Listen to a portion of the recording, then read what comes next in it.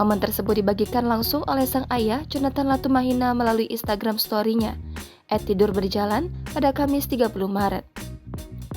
Dalam story tersebut, Jonathan menyampaikan kabar baik terkait perkembangan kondisi David yang kini mulai membaik.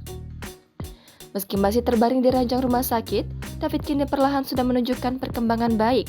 Bahkan kini, David sudah mulai tersenyum untuk pertama kalinya setelah 38 hari lamanya dirawat di ruang ICU. David yang tersenyum sembari unjuk gigi tampak terdengar suara bahagia dari keluarga melihat perkembangan David yang membaik.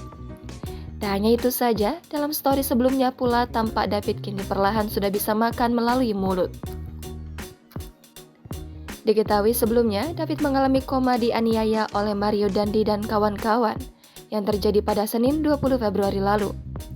Penganiayaan ini diduga bermula dari aduan mantan kekasih Mario, APA, soal perbuatan tidak menyenangkan David ke AGH. AGH sendiri merupakan kekasih Mario Dandi. Menurut keterangan kubu Mario Dandi, APA mengadu pada Mario pada 17 Januari. Akibat informasi tersebut, Mario pun emosi dan ingin bertemu David.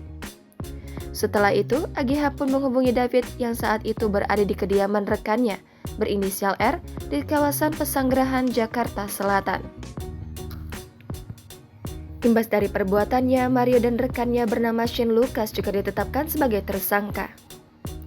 Shane berperan sebagai orang yang memprovokasi hingga merekam aksi penganiayaan dengan menggunakan handphone milik Mario. Sementara AGH kini ditetapkan sebagai anak yang berhadapan dengan hukum dan ditahan. Jangan lupa subscribe, share, komen, dan like ya!